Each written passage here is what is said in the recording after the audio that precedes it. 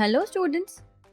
In our previous video, we learned about trigonometric ratios of complementary angle.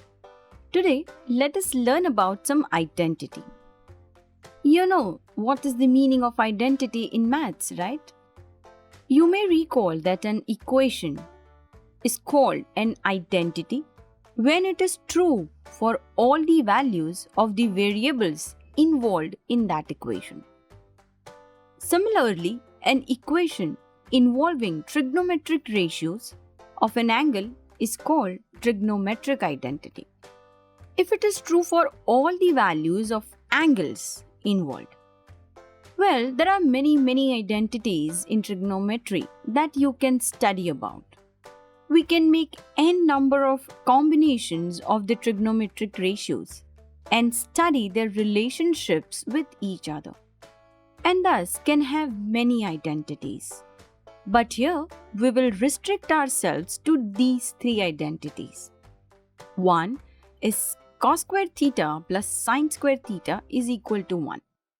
The second one is 1 plus tan square theta is equal to sec square theta. And third is 1 plus cot square theta is equal to cosec square theta. Let's prove the first trigonometric identity, and then we will use it further to prove other two remaining identities. So let's see first one, which is cos square theta plus sin square theta is equal to 1. For that, let us draw our unit circle again. We know that here this is the right angle triangle we made. Here angle B is right angle and angle O is what we call as theta, the reference angle. Also, the radius of this circle is 1 unit, and thus hypotenuse, which is nothing but radius, is also 1 unit. This side, the adjacent side, is cos theta, while the opposite side is the sin theta. Now apply Pythagoras theorem here. We know that here it will be OB square plus AB square equals to AO square. That is, square of the side 1 plus the square of side 2 is equal to the square of hypotenuse. Substitute values of all the sides, that is OB as cos theta, AB as sin theta, and AO, which is hypotenuse, as 1. So what do we get? Yes, we get cos square theta plus sin square theta equals 1. And this is what is our identity, right? Now you think this is because we took hypotenuse as 1, which is our unit circle's radius. What if we take bigger triangle or a triangle with different hypotenuse? Will this identity stand proved in that case also? Well, to answer this, you already know that trigonometry is all about shapes and not about sizes. So no matter what big triangle we consider, this identity will always be true. You don't believe me, right? So let's prove it then. Say we take any right angle triangle, PQR, which is bigger than our generic triangle ABO. It is right angled at Q. And give the names to the sides as A, B and C. And so this is our reference angle theta. Now for this triangle, find sin theta and cos theta. Okay, so we know sin theta is opposite upon hypotenuse. So what is opposite here? Yes, it is side A.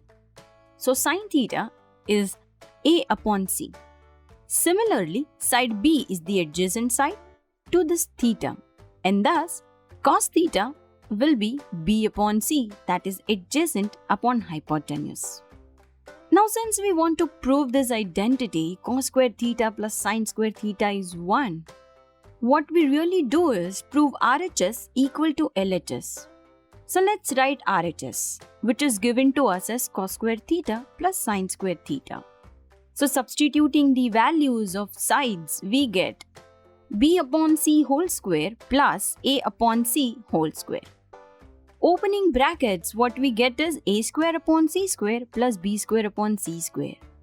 Since the denominators are same, that is C square, we can write this expression as a square plus b square whole upon c square. Now observe the numerator here. A and b are the sides of this triangle, right-angled triangle. And therefore their square should be equal to the square of hypotenuse. Yes, by Pythagoras theorem.